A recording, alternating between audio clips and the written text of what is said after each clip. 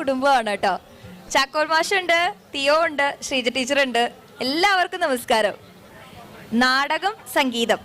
അപ്പോൾ നമ്മൾ നോക്കുകയാണെങ്കിൽ എനിക്ക് തോന്നുന്നു നമ്മൾ കഴിഞ്ഞ ദിവസവും മാഷെ കണ്ടിട്ടുണ്ടായിരുന്നു. നാടകത്തിന്റെ വേദിയിലായിരുന്നു കൂടുതൽ സമയം അല്ലേ? നാടകത്തെക്കുറിച്ചൊക്കെ അഭിപ്രായം പറഞ്ഞിട്ടുണ്ടായിരുന്നു. തിയോ കുറേ കലോത്സവത്തിൽ പങ്കെടുത്ത വ്യക്തിയാണ്. സ്വന്തമായി കമ്പോസ് ചെയ്ത പാട്ട് പാടി കലോത്സവത്തിൽ പങ്കെടുത്ത വ്യക്തിയാണ്. ശ്രീജ ടീച്ചർ ആണെങ്കിൽ കുട്ടികളെ പരിശീലിപ്പിച്ച് കലോത്സവത്തിൽ എത്തിച്ചിട്ടുള്ള ടീച്ചറാണ്. ചിറ്റൂർ ഗവൺമെന്റ് കോളേജിലായിരുന്നു വർക്ക് ചെയ്തിരുന്നത്. അപ്പൊ എന്തായാലും ഈ ഒരു കലാകുടുംബത്തിന്റെ വിശേഷങ്ങള്, കലോത്സവ വിശേഷങ്ങളാണ് നമുക്ക് കേൾക്കാം. മാഷ് എങ്ങനെയുണ്ട് തൃശ്ശൂരത്തെ ഈ ഒരു കലോത്സവം? മൈക്കില് തൃശ്ശൂർ പൂരം എന്ന് പറയുന്നതിന്റെ രണ്ടാം പൂരം പോലെ തന്നെയാണത് ഈ 64ാമത് സംസ്ഥാന സ്കൂൾ കലോത്സവം. ഇനിയും ഇന്ന് വൈകിട്ടാകുമ്പോഴേക്കൂടെ വീണ്ടും നിറഞ്ഞു കവിയും. ഓരോ ദിവസവും വർക്കിംഗ് ഡേ ആയിട്ട് പോലും 5 മണി കഴിഞ്ഞാൽ 12 മണി വരെ ഇവിടെ ജനപ്രളയം എന്ന് പറയാം. ജനങ്ങളുടെ സുനാമി പ്രളയമാണ്. അപ്പോൾ ഈ തേക്കിൻകാടൊന്നും അടുക്കാൻ പറ്റില്ല. എല്ലാ വേദികളിലും ഭയങ്കര ജനസമുദ്രമാണ്. നാടകത്തിന്റെ അവിടെയും 10,000-3000 പേരാണ് ഇരുന്ന് കാണുന്നത്. ഒരുപാട് സദസ്സിൽ ഒരുപാട് സീറ്റ് ഉണ്ടെങ്കിലും അത് നിറഞ്ഞു കവിഞ്ഞ് ഇരിക്കാൻ സ്ഥലമില്ലാത്ത അവസ്ഥയാണ്. എല്ലാ വേദിയും സ്കിറ്റ്, മൈമ്, ഡാൻസ്, തിരുവാതിര, മ്യൂസിക്കിന്റെ വേദികള് മിക്കവാറും നമുക്ക് കിട്ടുന്ന റിപ്പോർട്ട് ജനങ്ങൾ അത് ഏറ്റെടുത്തു എന്നുള്ളതാണ്. മാത്രമല്ല, ഈ ഒരു കലാ സംസ്കാരത്തിന്റെ ഒരു സെക്യുലർ ഇടമെന്ന് പറയുന്നത് ഇതിനകത്ത് വേറെ ജാതി മതത്തിന്റെ പ്രശ്നമൊന്നും വരുന്നില്ല. തീർച്ചയായിട്ടും എല്ലാ മനുഷ്യർക്കും ഒരുമിച്ചിരുന്ന് എല്ലാം കേരളത്തിന്റെ പൾസ്, കലാ സാംസ്കാരികമായിട്ടുള്ള പൾസ് എന്താണ്, മ്യൂസിക് എന്താണ്, ആക്ടിങ് എന്താണെന്നുള്ളത് 14 ജില്ലയിലെ മനുഷ്യരും അത് നേരിട്ട് വന്നവരും അപ്പീലുകാരും ഒക്കെ കൂടി ചേർന്നിട്ടുള്ള ഒരു ഇന്ററാക്ഷന്റെ സ്ഥലമാണത്. നമ്മൾ ഇറ്റ്ഫോക്കിലൊക്കെ വരുന്ന പോലെ ഇന്റർനാഷണൽ ഫെസ്റ്റിവലിൽ വരുന്ന പോലെ ഇന്ററാക്ഷൻ ആണ്. ആ ഇന്ററാക്ഷന് കേരളത്തിന്റെ ഈ കലോത്സവം ഏഷ്യയിലെ മികച്ച കലോത്സവമായി മാറുന്നത് ആ ഒരു സൗഹൃദപരമായ സ്നേഹത്തിന്റെ ഒരു പങ്കുവെക്കലും ചേർത്ത് പിടിക്കലും കൊണ്ടാണ്. വേറെ ഒരു സംസ്ഥാനത്ത് ഇത്രയധികം അല്ലെ നാടകങ്ങളും പരിപാടികളൊക്കെ ഉള്ള ഇതില്ലാതെ. നാടകങ്ങൾ ഞാൻ 77 മുതൽ കണ്ടുകൊണ്ടിരിക്കുന്ന ഒരാളാണ്.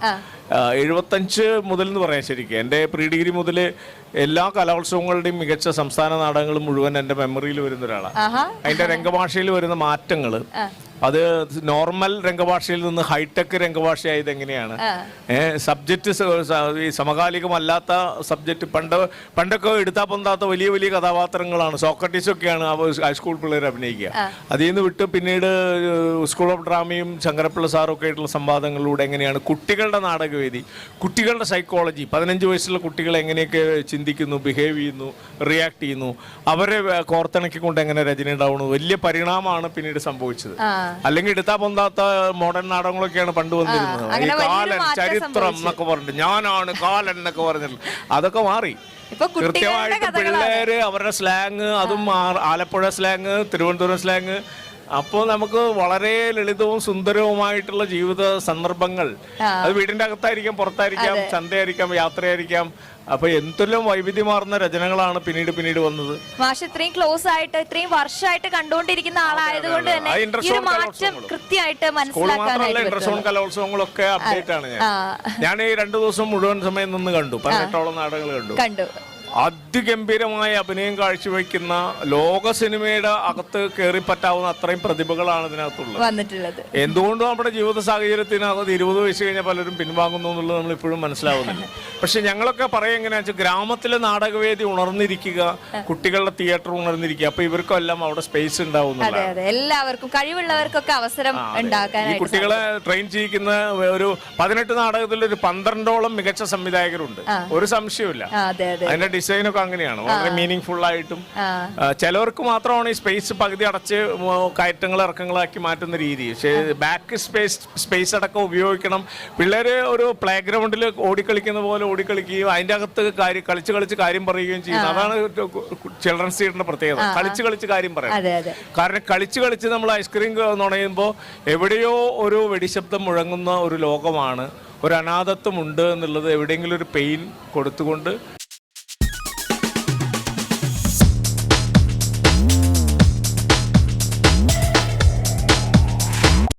ഉണ്ട് എന്നുള്ളത് എവിടെയെങ്കിലും ഒരു പെയിൻ കൊടുത്തുകൊണ്ട് അതിനെ അതിജീവിക്കണം എന്നുള്ളിടത്ത് വീണ്ടും ആഘോഷിച്ചുകൊണ്ട് വേണം പ്ലേ ഉണ്ട്. അതിൻ്റെ ഇടയിൽ ഒരു പതനം വേണം. ഇവിടെ 5 കാലങ്ങളിൽ ഒരേ കാലം കഴിയുമ്പോൾ കൊട്ടിലുണ്ടല്ലോ ഒരു അതേപോലെ നാടകത്തിന്റെ ഗാത്രങ്ങളിൽ അത് വരണം. ആ ഒരു സൈലൻസ് ചിലർ നന്നായി ചെയ്തിട്ടുണ്ട്, ചിലർ മൊത്തം ബഹളമായിട്ട് പോയിട്ടുണ്ട്. കുട്ടികളുടെ കുഴപ്പമില്ല എന്ന് ഞാൻ എന്നാൾ പറഞ്ഞു. അത് ഡിസൈൻ എന്തായാലും വളരെ രസകരമായിട്ട് അത് പ്രസന്റ് ചെയ്യാനായിട്ട് സാധിക്കുക എന്നുള്ളത് ശരിക്കും ഒരു വലിയ കാര്യം. സിനിമാ പാട്ടുകൾ അതിപ്രസരം പല സിനിമ നാടകങ്ങളുണ്ട്, അത് നല്ലതല്ല. കുട്ടികൾ ക്രിയേറ്റ് ചെയ്യണം, ലൈവായിട്ട് അവര് ഇൻസ്ട്രുമെന്റ് വെച്ച് വായിക്കണം. ആ മാറ്റങ്ങൾ ഇങ്ങനെ ഓരോ പ്രാവശ്യം വന്നുകൊണ്ടിരിക്കുന്നില്ല. യൂട്യൂബിൽ നിന്ന് എടുത്തിട്ട് സിനിമ പാട്ട് കയറ്റി മിക്സ് ചെയ്യുന്ന രീതി വരരുത്. ആ പ്ലേ തന്നെ യൂട്യൂബിൽ അവർ കയറ്റി കോപ്പറേറ്റ് ക്രിയേറ്റ് ചെയ്യണം. ആ മാറ്റങ്ങൾ ഇങ്ങനെ വന്നുകൊണ്ടിരിക്കുന്നുണ്ട്. അപ്പൊ നമുക്ക് ടീച്ചറിലേക്ക് വരികയാണെങ്കിൽ, ശ്രീജ ടീച്ചർ പാട്ടാണ് മേഖല, ഇവിടെ നാടകമാണെങ്കിൽ അവിടെ സംഗീതമാണ്. അപ്പോ സംഗീതപരമായിട്ട് കലോത്സവം എങ്ങനെയുണ്ട് പറഞ്ഞോളൂ.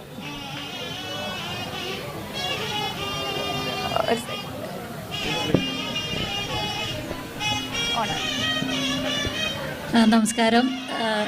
തൃശ്ശൂർ നടക്കുന്ന ഈ 64ാമത് കേരള സ്കൂൾ കലോത്സവം എന്നെ സംബന്ധിച്ചിടത്തോളം ഒരു നൊസ്റ്റാൾജിക്കാണ്. കാരണം എൻ്റെ സ്കൂൾ ഡേയ്സിലെ അവസാനത്തെ സ്റ്റേറ്റ് സ്കൂൾ തൃശ്ശൂരിൽ ഇവിടെ വെച്ചിട്ടായിരുന്നു 86-ൽ. അപ്പൊ അതുകൊണ്ട് തന്നെ ഈ തൃശ്ശൂർ കലോത്സവം കുറച്ച് സ്പെഷ്യൽ ആണ് അല്ലേ? സ്പെഷ്യലാണ്, കുറച്ച് നൊസ്റ്റാൾജിക് ആണ്. ഞാനിങ്ങനെ നടക്കുമ്പോൾ ഞാൻ പാടിയിരുന്ന വേദിയൊക്കെ ഇങ്ങനെ വന്നിരുന്നു. ടീച്ചർ പഠിപ്പിച്ച കുട്ടികള് അതുപോലെ മത്സരത്തിൽ പങ്കെടുക്കാറൊക്കെ ഉണ്ടാവും. അപ്പൊ അങ്ങനെയും കലോത്സവം നമ്മുടെ ജീവിതത്തിൽ ഒരുപാട് ചേർത്ത് നിർത്തുന്ന ഒരു വേദി തന്നെയായിരിക്കും. ഒരുവിധം കലോത്സവങ്ങളൊക്കെ മുടങ്ങാതെ അറ്റൻഡ് ചെയ്യാൻ പറ്റിയിട്ടുണ്ട്. ഇപ്പൊ പാട്ട് മത്സരങ്ങളാണോ കാണാൻ പോയത്? ഏത് മത്സരങ്ങളിൽ കണ്ടിട്ടാ വരണേ? പാട്ടിനാണ് കൂടുതൽ മുൻതൂക്കം കൊടുത്തത്. അത് കഴിഞ്ഞിട്ട് പിന്നെ ഞാൻ നാടകത്തിന്റെ വേദിയിലും വന്നിട്ടാണല്ലേ. ഓക്കെ, ഇനി തിയോയുടെ കാര്യം പറയുകയാണെങ്കിൽ, തിയോ നാടകം ഉണ്ടെങ്കിലും ടീച്ചറും പങ്കെടുത്തിട്ടുള്ള ആളാണ്, പരിശീലിപ്പിച്ച ആളാണ്. തിയോയിലേക്ക് വരികയാണെങ്കിൽ, തിയോ അമ്മയുടെ വഴി സ്വീകരിച്ച് സംഗീതത്തിലേക്ക് പോയ ആളാണ് അല്ലെ? അപ്പൊ തിയോയുടെ പ്രത്യേകത എന്താണെന്ന് വെച്ച് കഴിഞ്ഞാൽ, ഈ കലോത്സവത്തിൽ പങ്കെടുക്കുമ്പോൾ സ്വന്തമായിട്ട് കമ്പോസ് ചെയ്തിട്ടുള്ള പാട്ടാണ് കലോത്സവത്തിൽ പാടിയത്. ശരിക്കും എനിക്ക് അതിശയം തോന്നി കേട്ട് കഴിഞ്ഞപ്പോ, അല്ലേ? അതെങ്ങനെയാണ് അങ്ങനെ സ്വന്തമായിട്ട് കമ്പോസ് ചെയ്യാം എന്നൊക്കെ ഉള്ള ഒരു ഐഡിയ വന്നത്? എങ്ങനെയാ അത്?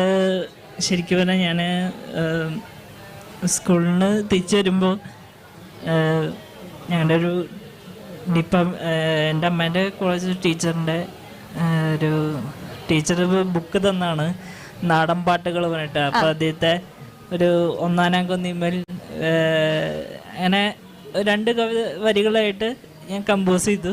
വെറുതെ അങ്ങനെ കമ്പോസ് ചെയ്ത് നോക്കി. അപ്പൊ അതിൽ നിന്നാണ് കമ്പോസിങ് എനിക്ക് തുടങ്ങിയത്. അപ്പൊ എല്ലാവരും നല്ല അഭിപ്രായം പറഞ്ഞപ്പോ അങ്ങനെ ആണല്ലേ? അപ്പൊ അങ്ങനെ ഏത് പാട്ടുകളൊക്കെ, എന്തൊക്കെ ഐറ്റംസ് അങ്ങനെ കമ്പോസ് ചെയ്തത്? ഒന്ന് ഞാൻ ആദ്യം ചെയ്തിട്ടുള്ളത് ഞങ്ങളുടെ തൊട്ടടുത്ത വീട്ടിലെ താഴെയുള്ള ഒരു ചേച്ചീൻ്റെ ഒരു വരികൾ എടുത്തിട്ടാണ് ചെയ്തത്. സന്ധ്യ വൈകുന്നേരം പറഞ്ഞിട്ട് അതിപ്പോ പ്രകാശനം ചെയ്തു. മണികണ്ഠായപ്പ ഇവരൊക്കെയാണ് പ്രകാശനം ചെയ്തത്. മാളവിക നിൽകുമാർ. അതിന്റെ 2 വരി ഞങ്ങൾക്ക് വേണ്ടി ഒന്ന് പാടിത്തരോ? ഓക്കെ, ആദ്യം ഹമ്മിങ്ങിലൂടെ തുടങ്ങും. യദുചരനാണ് പാടിയത്. ശരിക്കും നമ്മുടെ തൃശ്ശൂർക്കാരുടെ സോങ് ആണ് മൊത്തത്തില്. കപ്പിലാണ് ചെയ്തിട്ടുള്ളത്.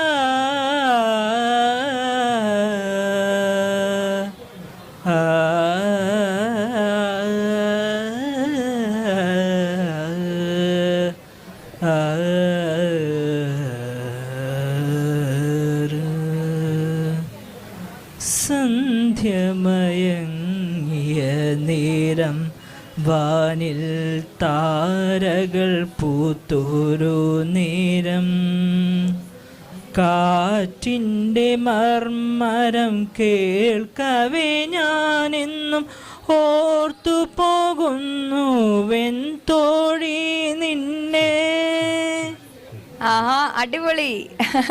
ഇങ്ങനെ കലോത്സവത്തിലും നമ്മൾ സ്വന്തമായിട്ട് കമ്പോസ് ചെയ്ത് പാടി കലോത്സവത്തിൽ പങ്കെടുത്ത വ്യക്തിയായിട്ടുള്ള തിയോ വീണ്ടും കലോത്സവം കാണാൻ അച്ഛൻ്റെ അമ്മയുടെ കൂടെ വന്നിരിക്കുകയാണ്. നമ്മള് കലാപരമായിട്ട് ഒരുപാട് മുന്നിട്ട് നിൽക്കുന്ന വ്യക്തികള് ഇങ്ങനെ കലോത്സവ വേദികൾ, നമ്മൾ തൃശ്ശൂർ കലോത്സവം നടക്കുമ്പോൾ എങ്ങനെയാ നമുക്ക് വീട്ടിലിരിക്കാൻ പറ്റുക അല്ലേ? അപ്പൊ അങ്ങനെ കലോത്സവം കാണാനായിട്ട് ഇറങ്ങിയിരിക്കുകയാണ്. മൈക്കിൽ പറയൂ 23ഓളം ആൽബം ചെയ്തിട്ടുണ്ട് തിയോ. 23 ആൽബം ചെയ്തിട്ടുണ്ട്. അതിനകത്ത് സംഗീത സംവിധായകരും ഗായകരുമായിട്ടുള്ള അന്തരിച്ച നമ്മുടെ ഭാവഗായകൻ പി ജയേന്ദ്രനെ വെച്ച് തിയോ ഒരു പാട്ട് പാടിയിട്ടുണ്ട്, വിഷുക്കിളി, 2022 അന്ന് ആ കൊല്ലം തന്നെ ഈസ്റ്റർ പാട്ട് MG ശ്രീകുമാറാ പാടിയിട്ടുള്ളത്, കാതങ്ങളായി എന്ന് പറഞ്ഞ്. പിന്നെ വേറൊരു പാട്ട് പാടിയിട്ടുള്ളത് മണികണ്ഠൻ അയ്യപ്പ എന്ന് പറയുന്ന നമ്മുടെ സംഗീത സംവിധായകൻ, കലോത്സവത്തിന്റെ അതിന് വേണ്ടി പാടിയിട്ടുണ്ട്. മാളവിക അനിൽകുമാർ പാടിയിട്ടുണ്ട്, ശ്രീലക്ഷ്മി കനിൽ, യദുസ് മാരാര്, അങ്ങനെ എല്ലാ സെലിബ്രിറ്റീസിനെ വെച്ച് പാട്ടുകൾ ചെയ്തിട്ടുള്ള ആളാണ് തിയോ. അവർ പാടിയിട്ടുണ്ട്. അപ്പൊ എന്തായാലും ഇങ്ങനെ ഒരുപാട് കാര്യങ്ങൾ ചെയ്യാൻ പറ്റുന്നതിന്റെ ഒരു ഊർജം, ആ ഒരു അമ്മ 2-3 അങ്ങോട്ട് പാടിയിട്ടുണ്ട്. അപ്പൊ നമുക്ക് ഇങ്ങനെ ഇത്രയും കലാപരമായിട്ട് മുന്നിട്ട് നിൽക്കുന്നതിന്റെ ഊർജം കിട്ടിയത് കലോത്സവ വേദികളിൽ നിന്ന് തന്നെയായിരിക്കും. അപ്പൊ കലോത്സവം നമ്മുടെ തൃശ്ശൂർ നടക്കുമ്പോൾ അത് ആസ്വദിക്കാനായിട്ട് എത്തിയതാണ് തിയോയും പാരന്റ്സും എല്ലാവരും. ശ്രീ മഹാവിഷ്ണു പാർത്ഥസാരഥി എന്നറിയപ്പെട്ട